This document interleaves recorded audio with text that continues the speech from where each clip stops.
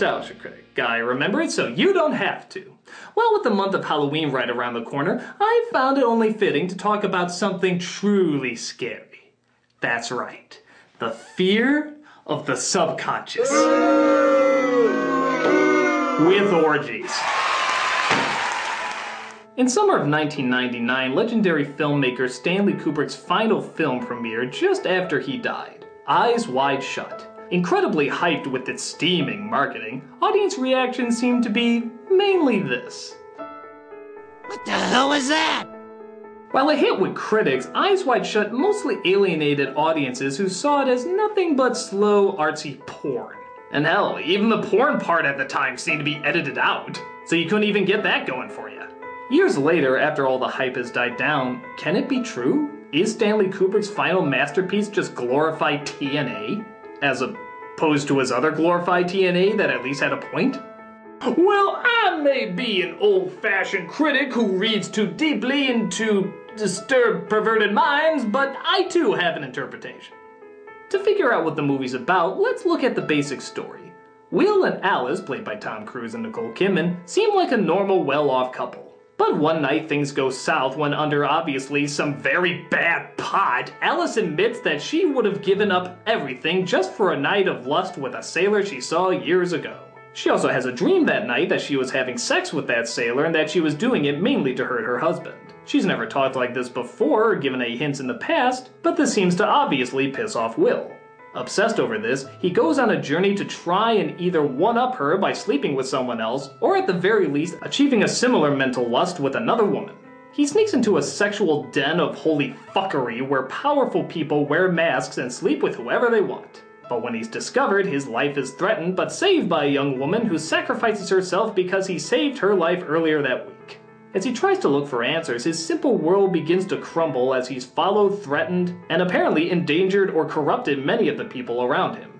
He's finally given an out when one of the people at the mass ball of holy fuckness says that everything was just a ploy to scare him into not revealing the truth about their sexcapades. Suspicious, but still possible, Will decides to accept the excuse and eventually comes clean to his wife about everything.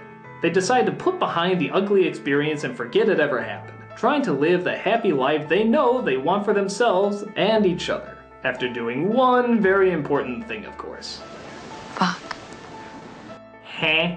What the hell did I just watch? When I first saw this movie, I didn't know what to think of it. I loved the style and the imagery, but I had no idea what it was trying to get across. Everything started to come together though when I asked myself one simple question. Do Alice and Will love each other? I've asked this question to a few people who have seen the movie, and you'd be surprised how many different answers there are. Some say, yes, they never technically slept with anyone else, and every couple is going to have their moments of doubt. This was just a really ugly, albeit bizarre experience that their love pulled them through.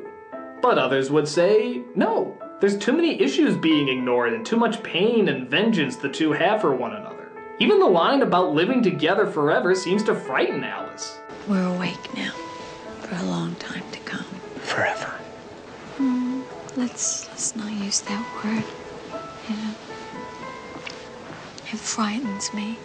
But others say that's a normal, scary idea for lots of people. And the anger that comes out is normal when you're invested and care so much for one another.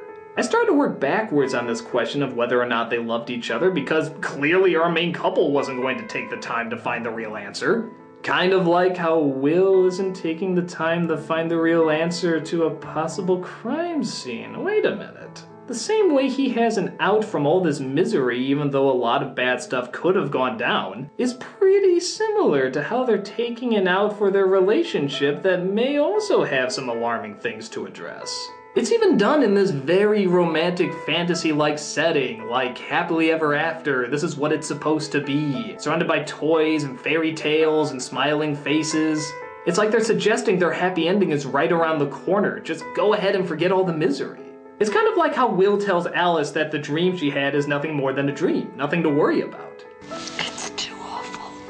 It's only a dream. But she is worried. She hates that these thoughts are in her head. Isn't love supposed to be emotional comfort and support? Why would she have such terrible, vengeful thoughts about her soulmate? The one she chose to live the rest of her life with? Is that something to be concerned about, or is the mind just really complex and would go to these dark places anyway? Does love go as deep as your subconscious? Again, some would say obviously yes, while others would say obviously no. Love is a compromise with hurdles and complex feelings, but at what point do you say love has nothing to do with certain parts of the brain? The brain can be a dark place, and obviously it's gonna go to some creepy areas. That doesn't mean it's bad, right? At what point does the subconscious become conscious when love is involved? Kind of a blurry line between the dream world and reality, isn't it? Actually, the whole film kind of is.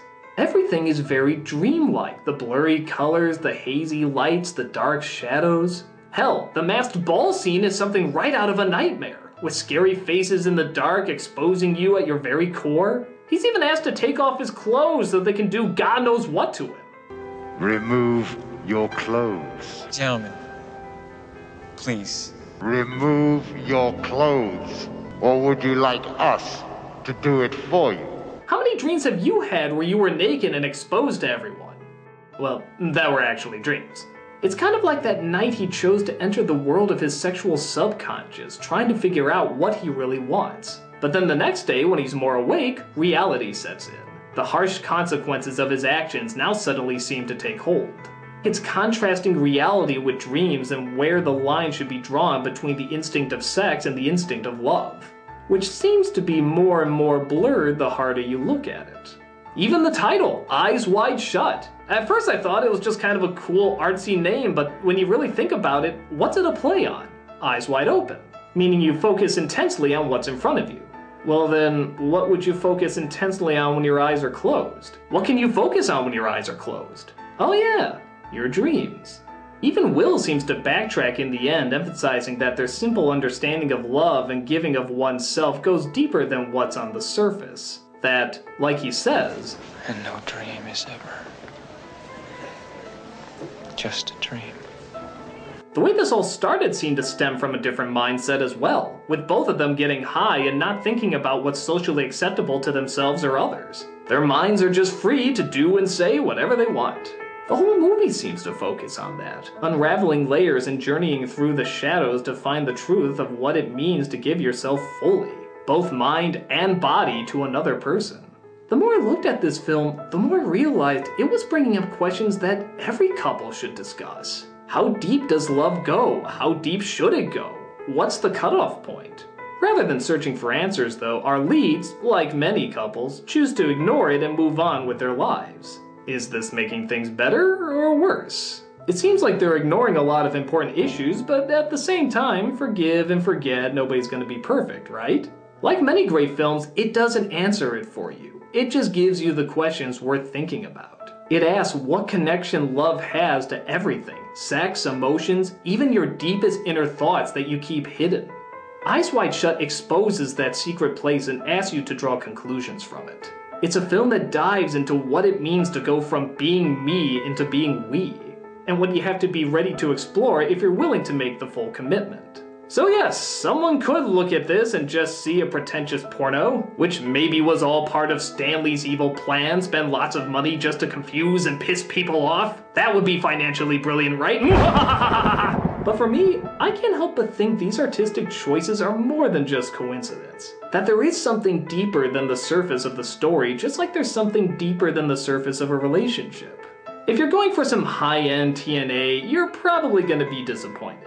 But if you're willing to look deeper inside the film, who knows, you might just find something a little deeper in your own relationship.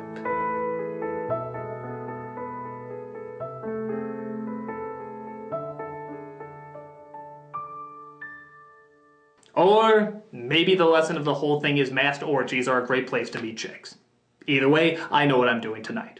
I'm a nostalgia critic, I remember it so you don't have to.